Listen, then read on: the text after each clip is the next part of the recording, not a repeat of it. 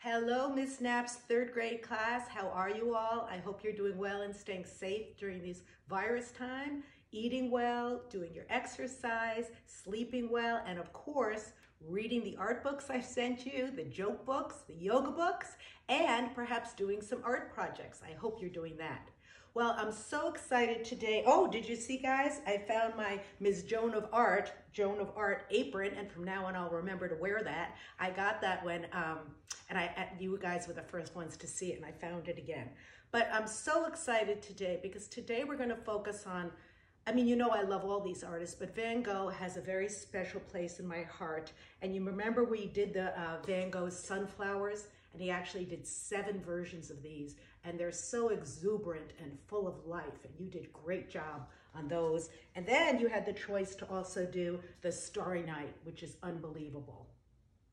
So today what I'm going to do is read 3 books to you because I actually have a biography that I think you'll enjoy on Van Gogh, and then 2 books that are so much fun.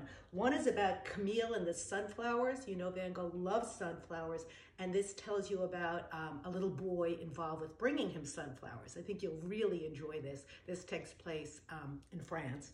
And Katie in the Starry Night, this time it's a little girl, and they visit a museum, and she actually goes into some of Van Gogh's paintings. So this is a really fun one too.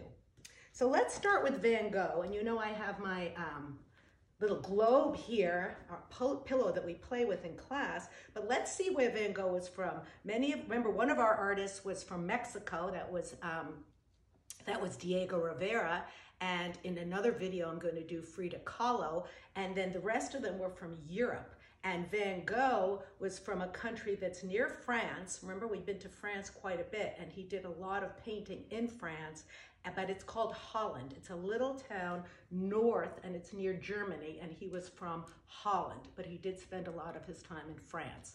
So let's learn about Vincent van Gogh. Oh, and I did want to tell you, Vincent van Gogh called himself a painting machine, and you'll hear why.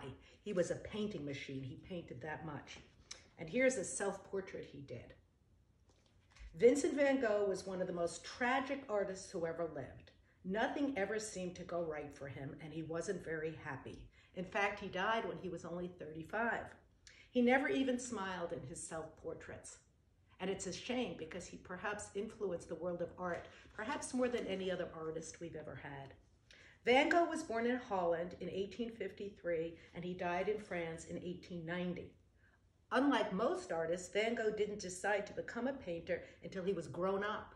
In fact, up until the age of 27, he failed at everything he ever did. So it's amazing that he had the confidence to become an artist. He tried a lot of things. He worked in an art gallery, selling paintings. He tried to be a teacher. He worked in a bookstore, and he was a preacher like his father. But none of these things made him happy, and he got fired from every job. And one day, he decided to be an artist. Unlike Picasso, remember Picasso from the age of 4 knew all he wanted to do was draw and paint. But this was at 27. So you'll see the beginning of his artwork, which was fantastic right from the start. Van Gogh always tried his best at whatever he did. So he went to different art schools to learn everything he could about drawing and painting. His early drawings were of the poor people he used to help when he was a preacher. He was a very, very sensitive man, and he cared a lot about people, especially poor people and people who had troubles, and he had a lot of troubles. There are certain things you can see in these drawings that show up later in his famous paintings, such as the strong lines and shapes. You can see the feelings he had for everyday people.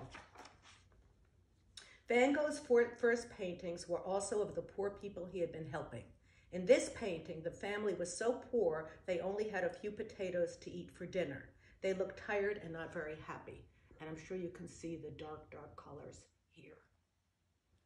The colors in Van Gogh's early paintings are dark and sad. He wanted everyone to know how hard the lives of the poor people were. Van Gogh kept using dark colors until he discovered some very colorful Japanese artwork. He loved the bright colors and strong lines and shapes that he saw. Look at the difference. Look at the difference of the palette. Remember palette, the colors we pick? He moved to really bright colors.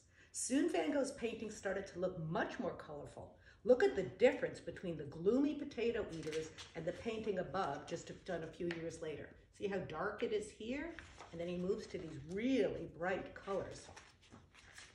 We know a lot about how Van Gogh felt and why he did certain things because he was always writing letters to his younger brother, Theo. Remember we discussed this in class, how everybody has good things and bad things and sad times and good times. But one of the good things, great things in Van Gogh's life was his brother. He had a younger brother who helped him always throughout his life. And he especially helped him with money when he needed money to buy art and sometimes money to even buy food. Theo always helped his brother. He encouraged him to paint and sent him money when he could. Because Van Gogh was always sending and receiving letters, he wrote 1,000 letters that are left behind. And that's one of the ways we know so much about his life. He got to know his postman pretty well because the postman brought him his letters. This is a fabulous picture of the postman he became good friends with. And one of the books we're going to read about Camille is about the postman's son named Camille. And he used the postman's wife as a model too. In 1886, Vincent moved to Paris to be with his brother Theo. Paris was the center of the art world then. Remember, Picasso was there too. Since Theo was in the business of buying and selling paintings, Vincent wanted to be an artist, and it seemed like a pretty good place to be. Theo introduced Vincent to a lot of the painters that lived there. Hardly anyone knew it then, but many of those painters would become world-class artists someday. A couple of years later, Vincent van Gogh decided to leave Paris, and he moved to a small country town called Arles in France.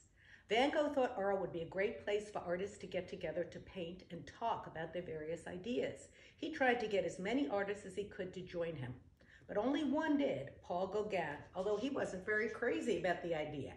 And it turned out to be a big mistake. Van Gogh had a lot of problem getting along with people. I think his brother was the only one he was really close to in his life. And Van Gogh didn't seem to like anything Gauguin didn't seem to like anything Van Gogh did in Arles, and they argued a lot. Van Gogh probably decided to listen to Gauguin about cleaning the place up because his bedroom looks neat in this painting. This is one of my favorite paintings of his bedroom. That's a nice idea to draw a picture of your bedroom, even with pencil or then to add some color, but this is a beautiful painting.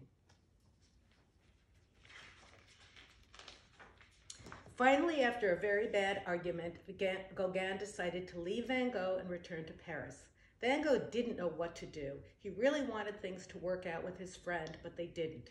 Van Gogh had always had problems in the way he felt. Sometimes he would get so angry and upset that no one could make him feel better. This time he got so angry and upset he cut off a part of his ear, and he painted pictures of himself. You can see the wound is covered in bandages there. And Vincent van Gogh never really got better after Gauguin left him.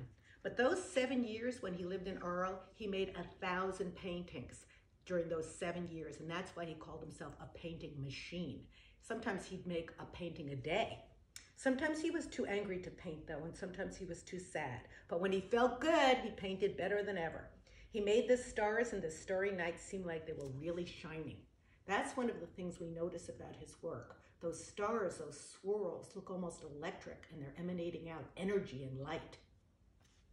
The trees in the painting look like flames, and it feels like the whole picture is moving. It looks animated. Animated means moving. In this painting, Van Gogh made the sun look really hot. How did he make it look hot? I think he added a lot of white and yellow and did the small lines emanating out. Really look at that. See how he made it look hot. Okay. You could almost feel like you should put your sunglasses on to look at it. Van Gogh usually put his paint on very thick. Sometimes he painted so fast he didn't even mix his colors. He used paint right out of the tube. And that's an interesting thing I recently learned. Up until the 1880s, they didn't have paint tubes. Somebody had to invent the tube, or we wouldn't have toothpaste coming out of a tube either. So they finally learned how to put the paint in the tube, and certain kind of paint that they could use outside because it was in the tubes. Before that, painters always had to be in their studio. They couldn't carry all the different paint around. Van Gogh used so much paint, he was always running out. Sometimes he stopped buying food in order to buy more paint. So he was hungry a lot of the time, and he wasn't very healthy. So isn't that interesting? He would rather paint than eat. How do you feel about that? I think I'd rather eat first, and then on a full stomach I could paint. Hardly anyone was interested in Van Gogh's work while he was alive. That is so sad. Now his paintings sell for millions and millions of dollars. He sold only a few drawings and maybe one or two paintings. People in the 1880s and 1890s just weren't used to bright, moving pictures that Van Gogh made. Today, things are different. People have learned how beautiful Vincent van Gogh's art is. Now his paintings are some of the most popular in the entire world. And this painting may have been his last. It's out in the field and it shows the crows. Some people think it shows how angry and upset he was feeling because he painted a scary sky, roads that led to a dark background, and crows that look like bats. And I think it's interesting that people have different interpretations, because what is a painting? A painting is a kind of communication, just like words are a kind of communication. But the first thing when you look at a painting is, how do you feel? How does this make you feel? Remember, we discussed certain colors make you happy, certain make you sad, wistful. They can be reminders of things. So how does this painting make you feel? And what is your interpretation of it? Van Gogh made his paintings seem alive with color. His colors are so bright and so beautiful, you can almost smell the flowers he painted or feel the bright sun. See, this is the picture. This is the reproduction I have of the small picture of it, of the sunflowers. His brush strokes give everything a feeling of movement. Trees, stars, and people feel alive. Maybe more than any other artist, Van Gogh's feelings came out in this painting. That's why Vincent van Gogh is one of the world's greatest artists. It's much easier to see a real Vincent van Gogh painting than a picture. It's much better, I should say, to see a real picture. It's fun to see how thick he put his paint on, his brush strokes, and how bright they are. The pictures in this book came from the museums listed below. And I'm hoping one day all of you will be able to travel the world and go to museums and see original Vincent van Goghs. Now, let's move on to the fun. These are fiction. That was nonfiction. This was a biography of Vincent van Gogh, and now we have a fun book that's an imaginative book. But look at this. It looks like they used part of the Starry Night as the background for the book cover. And this is about Katie and the Starry Night. I love this book. Katie and Grandma loved to go on trips together. Sometimes for a treat, Grandma took Katie to the art gallery. One day, they went to see some paintings by Vincent van Gogh. Katie's favorite was called The Starry Night. It looks magical, she said, like a dream. Talking of dreams, said Grandma, I could do with a nap. So Grandma's over here taking a nap. Katie looked more closely at the painting. The stars seemed to be moving. Grandma was almost asleep, so Katie quietly climbed through the picture frame and into the painting. Ooh, look at that. The dazzling stars sparkled and swirled. They looked close enough to touch, so Katie reached out and grasped one. I must show Grandma, she said, and she put the star safely in her pocket. Jumping back into the gallery, Katie saw some other stars twirling after her. Perhaps they want to play, she laughed, jumping up to catch them. Wouldn't that be fun to actually play with the stars in the Starry Night painting? I need something to stand on, said Katie. I saw a picture called Vincent's chair. This is the chair we saw in his room, remember? So she took the chair. Katie quickly dragged the chair out of the picture as more and more stars tumbled into the gallery. But even standing on the chair, Katie couldn't reach all the stars, and some floated into another picture called Noon. I love this. Look at these workers sleeping in the haystack. Isn't that beautiful? She decided to chase after them and climb through the frame. Oh, look at this. You're close up in the hayfield now. A young couple were napping in the shade on a hot summer's day. The stars tumbled into the sky, and night soon fell upon the countryside. The woman, whose name was Marie, woke up. Oh, look at all the stars, she said. Surely they don't belong in this painting, because this painting is the daytime. No, said Katie. Would you help me catch them? So climbing on the haystack, Katie and Marie had a wonderful time jumping to catch the stars and landing in the soft hay. But where they jumped back into the gallery, the spinning stars slipped through their fingers once again. We must get them back in their painting before the gallery guard sees they're missing, said Marie. But even Marie wasn't tall enough to catch them. Look, there's a ladder. She found a ladder in another one of Vincent van Gogh's paintings. It was in a painting called The Olive Grove. She quickly clambered through the frame. Women were gathering olives from a tree. See the women picking the olives? Please, can I borrow your ladder, asked Katie. I have to catch some stars. The ladies laughed. Ma chérie, you cannot catch stars. You can with a ladder, said Katie. Come and help me, please. They all raced back into the gallery, and the olive pickers held the ladder steady as Katie climbed up to catch the twirling stars. It was tricky work because the stars wouldn't keep still. The more Katie tried to catch them, the more they spun away. Oh, and here's another beautiful painting of Van Gogh's on the beach with those boats. The stars were drifting toward another painting called fishing boats on the beach. Come on, we must catch them, said Marie. They all climbed inside the boat. Isn't this fun? In the picture, the stars were caught on a breeze and twirled out to sea. How will we reach them now, asked Marie. Let's take a boat. Oh yes, a boat ride, said the olive pickers, giggling. Oh, this is so much fun. The stars are in the waves. They sailed across the sea as the stars sparkled in the sky. Oh, what shall we do, worried Marie. The stars are so high. Katie saw a big fishing net in the boat. Let's try this. They all threw the net as high as they could and caught the stars. At last, said Katie, as everyone cheered on. Back in the gallery, they all quickly ran to the Starry Night picture. But now we can put the stars back before the guard finds out. But it might float away again, said Marie. Put it in the Starry Night, and then you can see it whenever you want. So Katie threw the star up into the painting. They threw the stars into the sky, but it didn't look quite right.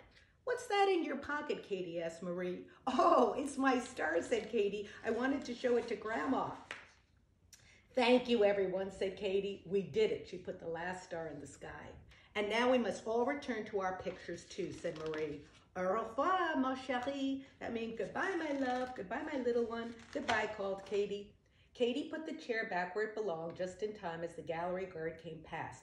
Phew, said Katie. Hello, good afternoon, he said, and then Grandma woke up. Oh, I must have nodded off, she said. I had a lovely dream about stars.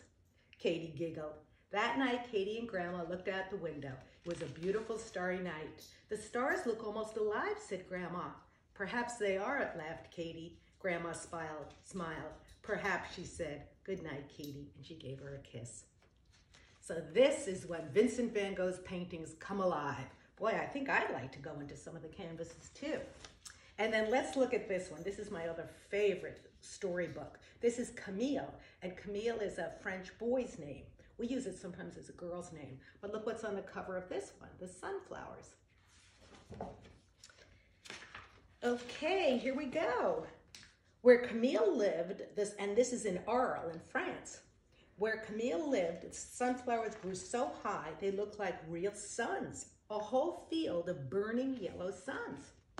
Every day after school, Camille, and that's his father, the postman, ran through the sunflowers to meet his father, the postman. Together they would lift down the heavy sacks of mail from the train. You see, here's the train, and this is how they got the mail. One day, a strange man arrived in Camille's town. He had a straw hat and a yellow beard. He looked around with quick brown eyes. Who do you think he is? Yeah, he's our artist. I am Vincent the painter, he said, smiling at Camille. Vincent moved into the yellow house at the end of Camille's street. He had no money and no friends. Let's try and help him, said Camille's father. He was such a nice man. So they loaded up the postcart with pots and pans and old furniture for the yellow house. And here you'll see some of the furniture that ended up in Van Gogh's bedroom. Camille picked a huge bunch of sunflowers for the painter and put them in a big brown pot. Vincent was very pleased to have two new good friends. Vincent asked Camille's father if he would like to have his picture painted, dressed in his best blue uniform. You must sit quite still, said Vincent. Camille watched everything. He loved the bright colors Vincent used and the strong smell of the paint. Have you ever smelled paint? Like oil paint has a very distinct smell. I actually like the smell. Some people don't. He saw the face of his father appear like magic on the canvas. The picture was strange but very beautiful. Vincent said he would like to paint the whole family. Camille's mother, his big brother, and his baby sister, and at last Camille himself. Camille was very excited. He'd never even had his photograph taken. Back then, photography was something pretty new and special.